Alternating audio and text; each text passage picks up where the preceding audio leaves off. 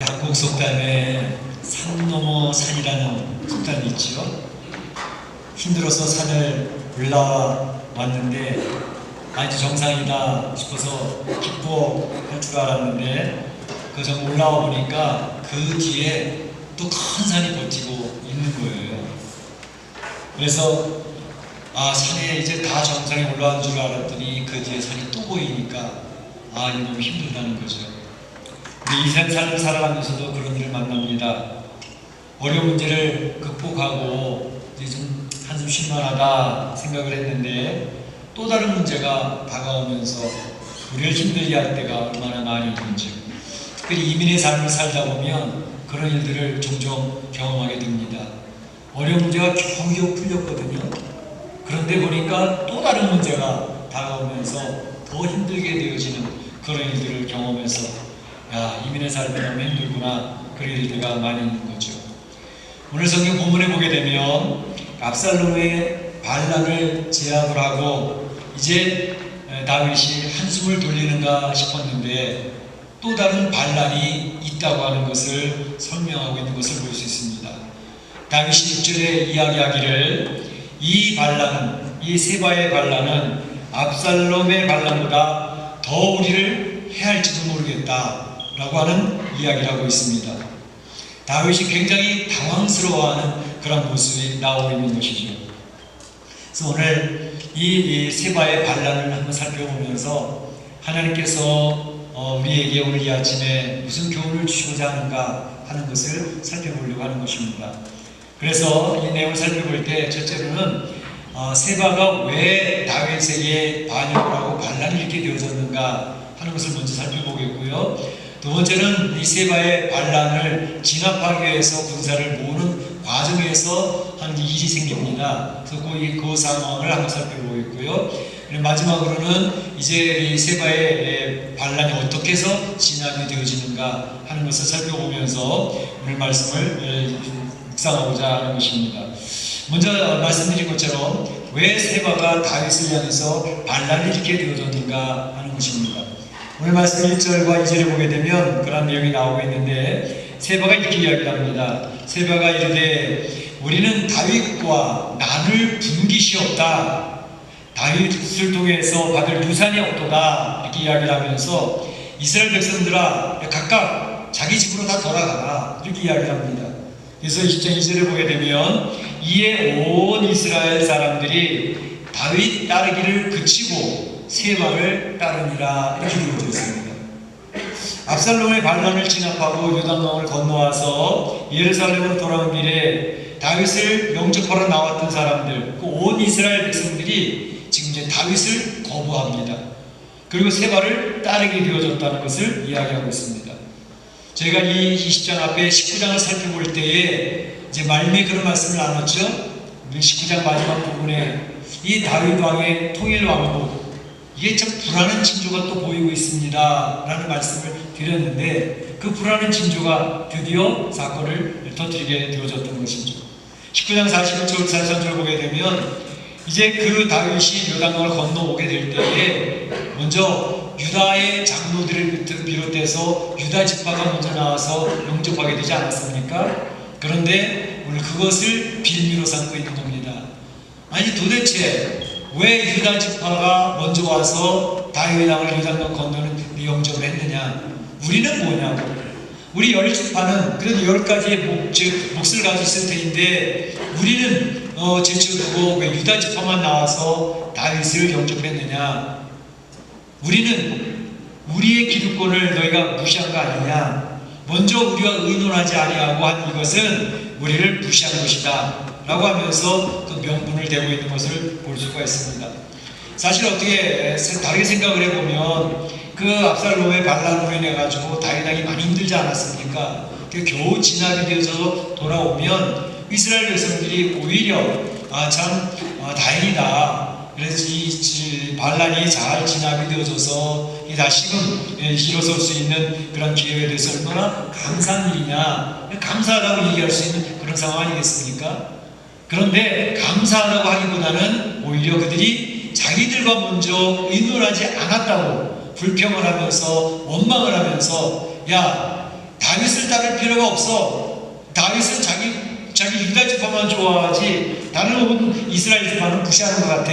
그렇게 이야기하고 있는 것을 볼 수가 있습니다. 바로 그때에 세바가 이 불평하고 원망하고 있는 이스라엘 백성들을 귀합을 해서 자기를 따르도록 유도하고 있는 것을 볼 수가 있는 것이죠.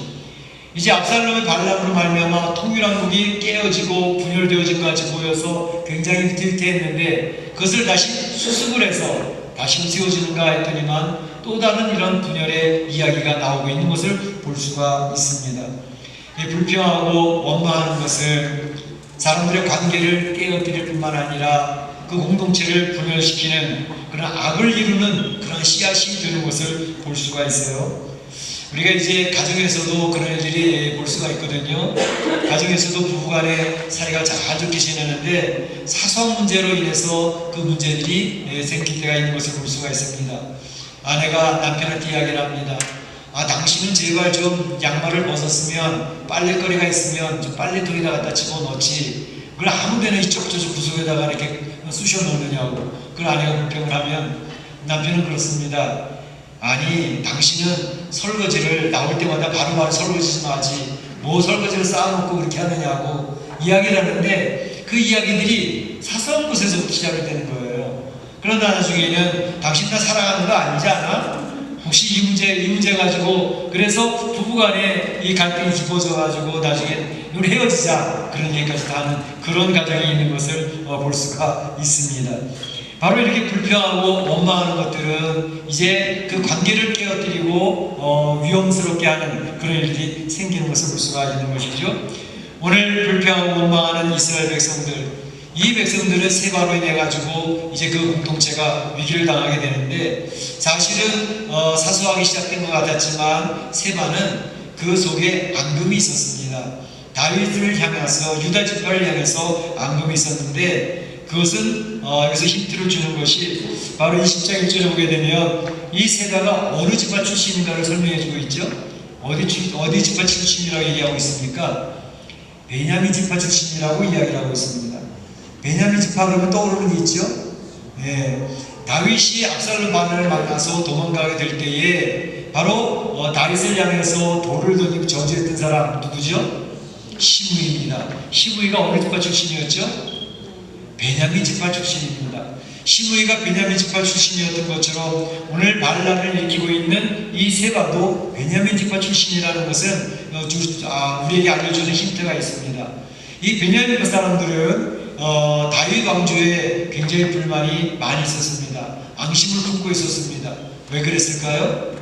바로 다윗 왕은 이제 베냐민 지파의 영웅 사울 왕, 이 사울 왕이 유대 이스라엘의 초대 왕이 무너지고 몰락하는데 바로 다윗 왕 때문에 그렇게 되어졌다라고 하는 그런 마음의 앙금이 늘 있었던 것이죠.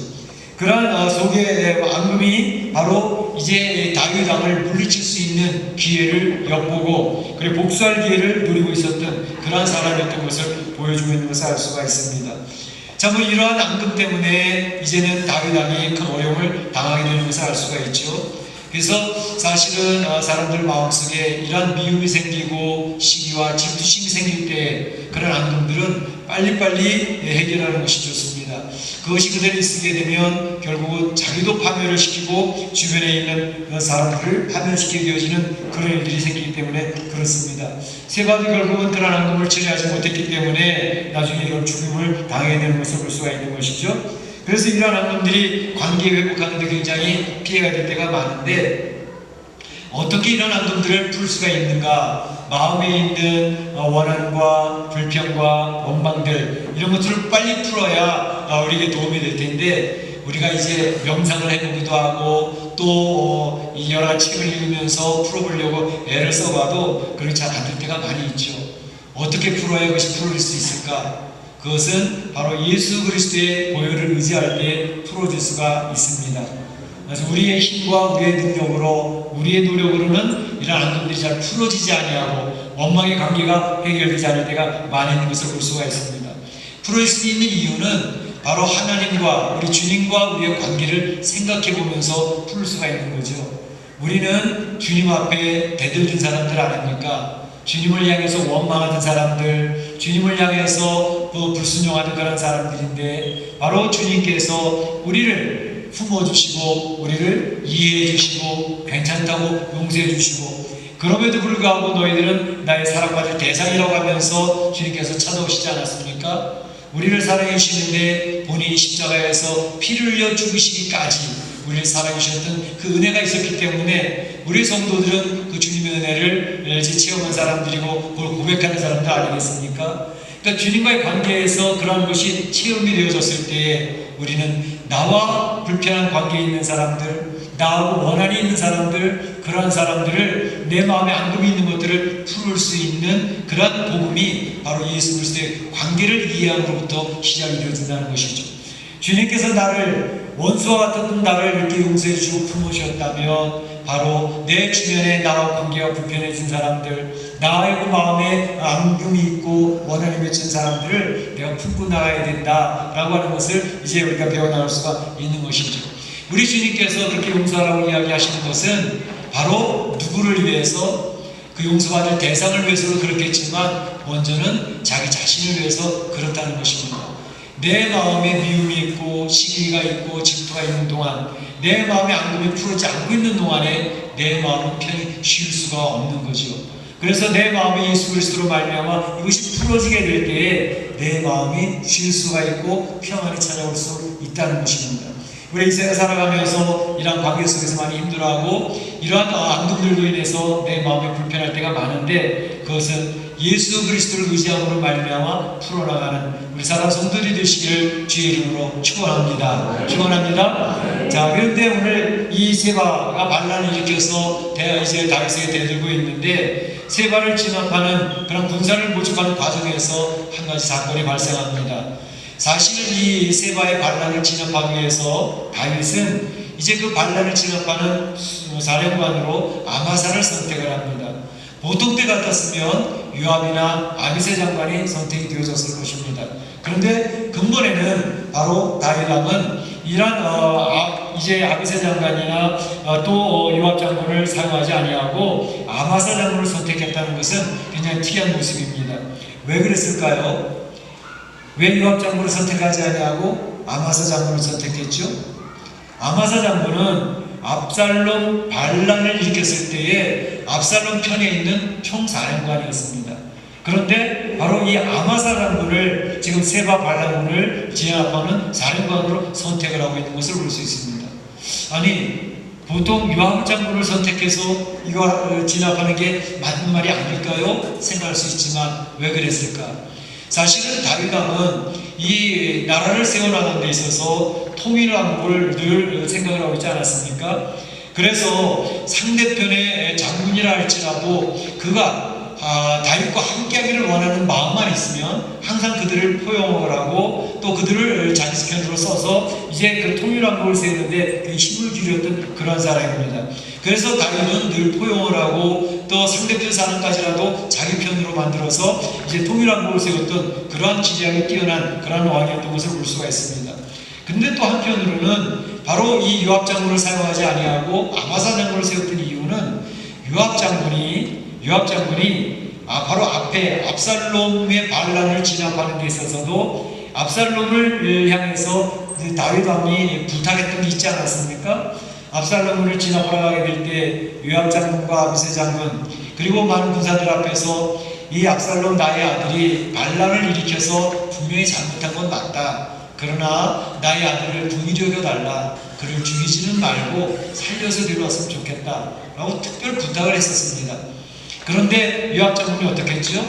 요압 장군은 이제 이 압살롬이 나무에 걸려있는 것을 보고 찾아가서 바로 거기서 죽여버리지 않습니까? 다윗 왕이 이야기했거나 말거나 상관없이 이 사람은 죽어야 돼. 그리고 요압은 죽였습니다.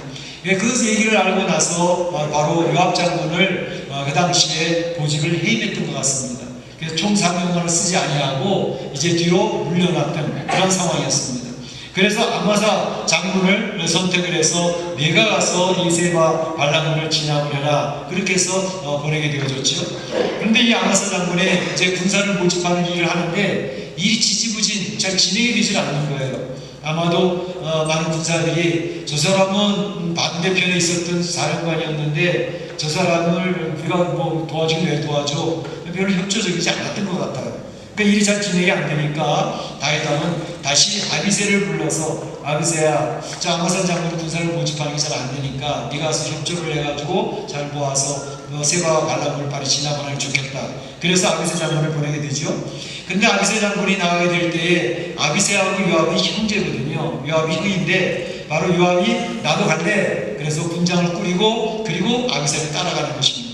그래서 아비새 장군과 요압 장군이 같이 가게 되는데 그때에 요압 장군이 나가서 이제 아마사 장군에게 인사를 하죠. 형님, 그동안 편안하게 잘 지내셨습니까? 라고 인사를 하는 거예요. 사실 이 요압 장군과 아마사 장군은 친척이었습니다.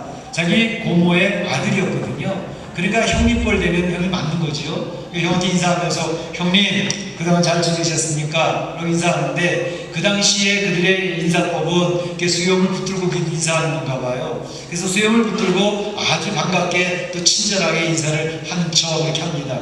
그런데 속셈은 그를 죽이기 위한 것이었습니다. 수염을 붙들고 인사하면서 한 손으로는 칼을 빼서 아마사를 찔렀는데 얼마나 정통으로 찔렸는지 다시 칼을 쓸 필요 없이 아마사가 그 자리에서 즉사하게 되어졌다. 이렇게 이야기를 하고 있는 것을 볼 수가 있습니다. 지금 요압 장군이 한 것을 보게 되면 요압 장군이 3번에 걸쳐서 이제 사람을 죽이게 되는데 그 3번 모두가 거의 다윗 왕이 부탁을 했거나 다윗 왕이 금지시켰던 것에 상관하지 아니하고 자기 마음대로 해버렸던 것을 볼 수가 있습니다. 첫 번째 경우가 어떤 경우였었죠? 사울 왕의 총사령관이었던 아브넬 장군. 이 아브넬 장군도 사실은 다윗에게 투항을 해서 다윗 왕을 돕고 싶다고 했을 때 다윗 왕은 그래 우리 같이 통일 왕국을 세우는데 힘을 합쳐보자. 그래서 아브넬 장군을 받아들였습니다. 그런데 나중에 이 요압 장군은 사울 왕의 장군이었던 저 사람을 살려두면 안 된다. 그래서 쫓아가서 그를 죽이지 않습니까? 물론 그의 사심에 원한이 있긴 있었습니다. 이 요압 장군의 막내 동생 아사엘 장군이 있었는데 그가 아브넬을 쫓아가면서 아브넬을 죽이겠다고 하니까 아브넬 장군이 야 제발 그러지 마라, 쫓아오지 말아라. 네가 계속 쫓아오면 내가 너를 죽일 수밖에 없어. 그래서 나는 당신을 죽여야 됩니다. 그리고 쫓아가니까 아브넬 장군이 할 수 없이 요압의 막내 아들을 죽일 수밖에 없었거든요. 근데 이러한 자기 동생을 죽였다고 하는 원한의 마음이 아직도 있었고, 그런데다가 또 아브넬 장군이 들어오게 되어지면 자기가 위치가, 자기의 군대에서의 위치가 굉장히 위협받는다는 판단을 했을 것 같습니다. 그러니까 아브넬 장군을 그 자리에서 죽여버리는 그런 일이 있었습니다. 다윗이 굉장히 힘들어했습니다. 내가 죽이지 말고 같이 통일왕국을 세우기 힘쓰자고 그랬는데 그를 왜 죽였어? 굉장히 속상해하면서 내가 왕은 왕이로되 아무것도 할 수 없는 왕이로구나, 그렇게 탄식을 하는 모습을 볼 수가 있습니다. 그 다음에 또 말씀드렸던 것처럼 그의 아들 압살롬을 죽이지 말고 살려서 데려오라고 얘기를 했는데 그러거나 말거나 요압 장군을 죽여버리고 말았습니다. 뿐만 아니라 오늘 아마사 장군도 사실은 그의 형님뻘이고 또 굉장한 지략이 넘치는 장군이고 용맹스러운 장군이었기 때문에 이 아마사가 있는 것은 자기가 군대의 위치상 굉장히 자기에게 위협적인 존재라고 생각을 했기 때문에 그는 자기 중심적이고 또 목적 지향형인 권력 중심적인 그러한 사람이었기 때문에 거칠 것이 없이 다윗 왕이 이야기했거나 말거나 상관없이 바로 이 아마사 장군을 죽이고 말았던 것입니다. 자, 이러한 모습을 보면서 참으로 이 권력이라고 하는 것은 굉장히 비정하구나 하는 생각을 해보게 됩니다. 자기 권력을 공고히 하기 위해서는 이제 가차없이 자기 정적들을 제거해 나가는 것이 정치 세계에서도 보여주고 이 세상의 권력 세계에서는 얼마든지 나타나고 있는 모습이 아닌가 그런 생각을 해보게 됩니다. 북한 정권의 김정은이가 그런 모습을 보이지 않습니까? 자기 권력을 공고히 하기 위해서 자기 이복 형을 무참하게 죽여버리고 자기의 고모부도 아무런 꺼리낌 없이 소문에 아주 끔찍하게 죽였다고 하는 그런 소문이 들려주고 있지 않습니까? 이런 모습을 보면서 참 권력의 세계는 부자지간에도 무서운 것이구나 하는 그런 생각이 들기도 합니다. 근본에 이제 트럼프 대통령하고 또 김정은하고 북미 정상회담을 베트남 하노이에서 하기로 했다고 발표되지 않았습니까? 그런 것을 보면서 참 어떤 사람들은 이제 김정은이가 참 말도 잘한다, 또 뭐 미소도 참 멋있다, 그런 사람도 있긴 있는데 참으로 안타까운 모습입니다. 왜냐하면 공산주의자들의 기본 전력은 나이 많으신 분들은 많이 체험해보지 않았습니까? 공산주의자들에 의해서 참으로 기만 전략에 말려들어서는 안 되겠다라는 그런 생각을 많이 해보게 되는데, 어쨌든 이번 북미 정상회담부에서도 기도를 좀 많이 해주시길 바랍니다. 하나님께서는 역사의 주인이 되시기 때문에, 역사를 이끌어가시는 분이 되시기 때문에 우리가 하나님 앞에 기도를 하고 한국교회가 회개하면서 하나님 도움을 구하면 하나님 긍휼히 여겨주시면 공산주의자들의 기만 전략을 아무리 세밀하게 짰다 할지라도 우리 하나님은 되치기를 하시는 분입니다. 그래서 역으로 그것을 이용하셔서 우리 한반도의 평화를 갖다 주실 수도 있는 것이 하나님이시기 때문에 하나님 앞에 우리는 기도를 많이 해야 되겠다 하는 생각을 많이 해보게 됩니다. 아무튼 이러한 것을 통해서 하나님께서는 이 역사를 주관하시는 하나님의 것을 기억을 하고 우리의 성도들이 많이 기도해야 되겠다 그런 생각을 해보게 되는 것입니다. 이제 이 요압 장군이 이와 같이 해서 참으로 그 아마사를 죽이고 난 뒤에 아마사를 죽이니 이제 많은 그 군사들도 좀 동요를 할 수가 있는 상황이 되었습니다. 그 아마사의 시신을 숨기는 거 아닙니까? 밭으로 옮겨 숨겨놓고 그래도 군사들이 웅성웅성하고 이야기를 하고 있으니까 옷을 덮어서 그런 것을 감추려고 위장을 하려고 그렇게 했습니다. 그러나 그럼에도 불구하고 이제 백성들을 회유하고 그의 아마사의 시신을 숨기고 그렇게 자기의 죄악을 숨기려고 해도 하나님 앞에서는 숨길 수가 없습니다.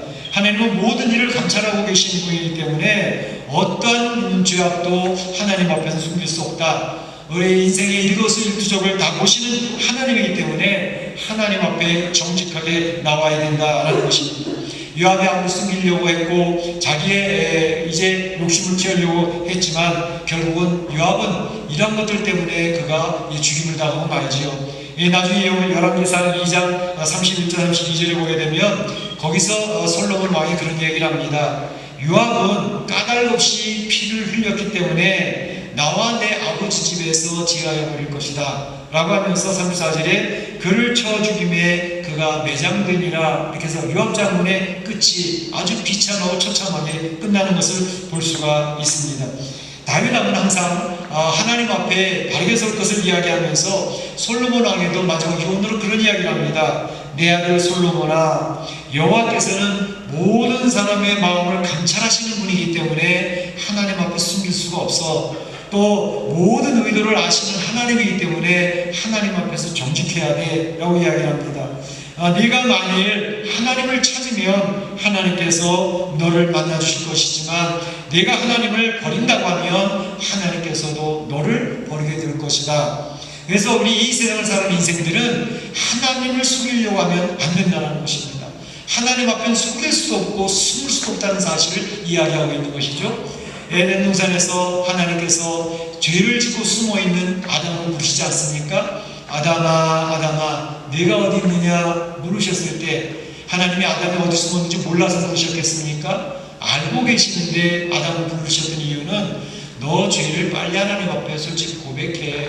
죄를 지었어도 하나님 잘못했어요. 제가 죄를 범했습니다. 하나님 말씀 불순종했습니다. 고백을 하면 살 길이 열리지요. 그러나 그것을 부인하고 변명하고 숨으려고 하면 살 길이 막혀버린다는 것이죠. 그렇게 하나님께서는 하나님 앞에 솔직하고 정직하게 하나님 나와 엎드리는 것이 중요하다는 것을 이해합니다. 이 세상을 살아가면서 우리는 연약하기 때문에 왜 죄를 안 짓겠습니까? 죄를 지을 수 있고 또 우리가 숨으려고 하고 피하려고 하는 그런 시도들이 많이 있지만 그럼에도 불구하고 사람의 눈은 숨길 수 있어도 사람의 앞에서는 우리가 이제 피할 수 있어도 하나님 앞에는 피할 수 없다는 사실을 늘 인식하고 하나님, 저는 하나님 앞에서 숨을 수가 없습니다. 제가 지은 죄를 하나님께서 모두 아십니다. 하나님은 내 생각까지도 아십니다. 내 마음의 어떤 의도까지도 아시지 않습니까? 하나님, 저를 용서해 주세요. 불쌍히 여겨주세요. 하나님 앞에 나가는 것이 중요하다는 것이죠. 우리 이 세상을 살아가면서도 하나님 앞에 바르게 서면, 하나님 앞에 솔직해지면, 하나님 앞에 진실하면 죄를 범했어도 살 길이 열립니다. 그러나 하나님을 속이려고 하고 하나님 앞에 숨길 수 있다라고 착각을 한다면 그 사람에게는 길이 없습니다. 그래서 우리는 이 세상을 살아갈 때 어찌하든지 하나님 마음에 드는 자가 되자. 하나님 마음에 좀 기쁨을 받을 수 있는 그런 인생을 살자. 우리가 아무리 죄를 범하고 연약해도 하나님 앞에 예쁨을 받으면, 하나님 앞에 인정을 받으면 그 사람은 이 세상에서 성공자의 삶을 살아갈 수가 있다라고 하는 것입니다. 오늘 하나님께서 다윗을 통해서 이야기하시는 것은 나는 죄를 범해서도 하나님 앞에 그 죄를 인정을 하고 주의 긍휼함을 위하여 기도하고 주님 앞에 숨기지 않겠습니다. 나갈 때 다윗은 살 길을 잃었다는 사실을 솔직하게 고백하고 있는 사람입니다. 그래서 자기 아들에게도 그것을 이야기하고 있는 것이죠. 마지막 말씀하는 것은 세바의 반란이 어떻게 정말 종결이 되어졌느냐 하는 것입니다. 세바는 그의 추종자들과 함께 도망가는데 납달리 지역 최북단 아벨성으로 도망갔습니다. 이 이스라엘의 가장 북쪽에 있는 성인데 아벨성에 숨어서 이제 대항을 하려고 했는데 요압과 그 진압군이 아벨성을 포위하고 그 성이 이제 함락되기 일부 직전까지 갔습니다. 그 성을 쳐들어가면 그 성에 있는 모든 성읍 백성들까지도 위험한 지경에 놓여지게 된 것이죠. 그럴 때 그 성의 대표적 격이었던 한 여인이 나타나서 요압에게 대화를 청합니다. 요압 장군이요, 나하고 우리는 화평을 요구하고 우리는 화평하기를 원하고 또 충성하기를 원하는 사람들입니다. 도대체 이 성을 멸망시키려고 하는 이유는 무엇입니까? 대화를 좀 해보십시다 라고 이야기를 했더니 이제 그 요압 장군이 이야기하기를 그래, 우리는 이 성을 멸망시키려고 하는 것은 아니고 그 성 안에 있는 세바만 우리한테 넘겨주면 우리 이 성을 멸망시키지 않겠다라고 이야기를 합니다. 이 여인은 바로 신명기 20장에 나와 있는 성을 함락시킬 때 규례가 나옵니다. 그 성이 평화를 원한다고 하면 그 성을 칠 필요는 없다. 평화의 정책을 통해서 해결을 하면 된다라고 얘기하는 것이죠. 그와 같이 이 여인이 바로 요압 장군에게 그 세바만 내어주면 됩니까? 그렇다. 세바만 넘겨주면 우리는 성을 물리치지 않는다. 그래서 이 여인이 그 추종자와 함께 세바를 쳐서 그를 요압에게 넘겨주게 됩니다. 그러니까 요압 장군은 더 이상 그 성을 함락시키지 아니하고 돌아가게 되어졌다라는 것이 우리 읽지 않았지만 그 뒷부분에 나오게 되는 것이죠.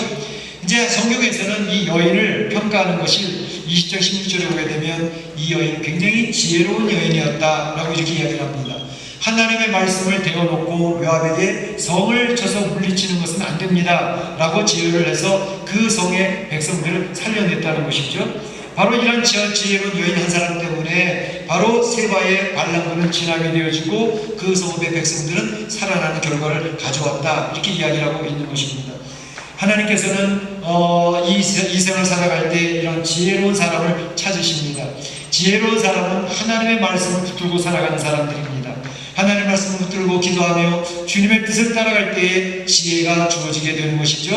그래서 이 지혜로운 여인은 바로 자기 성읍에 있는 모든 백성을 살려내고 또 세바의 반란을 진압하는 데 일조하게 되어졌다는 것을 이야기하고 있습니다. 하나님께서는 바로 이 세상을 살아가는데 지혜로운 한 사람을 찾고 계신다는 것입니다. 지혜로운 한 사람이 자기의 공동체를 살리고 또 국가를 살릴 수 있다는 것을 이야기하고 있습니다. 어려움 당한 가정이 있을 때 그 가정에 지혜로운 사람이 있다면, 지혜로운 아내가 있다면 그 가정을 살려냅니다. 그러나 어려운 가정이 있을 때 지혜롭지 못하다면 그 가정은 무너지게 될 것이라는 것이죠. 이것은 교회 공동체에도 동일하게 적용이 됩니다. 교회 안에도 지혜로운 성도가 있을 때 그 지혜로운 성도들을 통해서 교회가 건강하게 유지가 되어질 수 있고 하나님께 영광 돌리는 그러한 성도의 공동체가 될 수 있다는 것을 이야기하고 있습니다. 오늘 이 말씀을 살펴보면서 우리가 결론을 짓는 것은 우리 이 세상을 살아갈 때 이제 가정에서나 어떤 조직에서나 공동체 안에서도 불평하고 원망을 하는 이러한 것들은 악을 이루는 씨앗이 된다는 것을 기억을 하고 불평하고 원망하기보다는 감사하면서 이 세상을 이겨내야 되겠다 하는 것입니다. 뿐만 아니라 권력 지향형의 자기 중심적인 유혹과 같은 사람은 참으로 거침없이 권력을 위해서라면 친족도 다 죽이고 또 자기 정적을 다 제거했는데 그리고 또 숨길 줄 알고 있었지만 결코 하나님 앞에서는 이런 피해 대가를 치를 수밖에 없고 하나님 앞에서 숨길 수 없다라는 것을 이야기하고 있습니다. 그래서 하나님 마음에 드는 사람으로 하나님 앞에 나아가는 백성으로 살아야 될 것이고, 또 한 가지는 이 세상을 살아갈 때 말씀을 의지하는 지혜로운 성도로 살아감으로 말미암아 또 공동체를 살리고 국가를 살리는 그런 성도가 되어져야 되겠다 하는 것입니다. 이제 우리 사랑하는 성도들이 참으로 이런 지혜로운 성도들이 되어져서 우리 가정도 하나님 축복하시는 가정, 또 공동체를 세우고 나라를 구하는 멋진 인생이 되어지면 좋겠다 하는 것입니다. 우리 사랑하는 성도들이 그와 같은 성도들이 되어지시기를 주님의 이름으로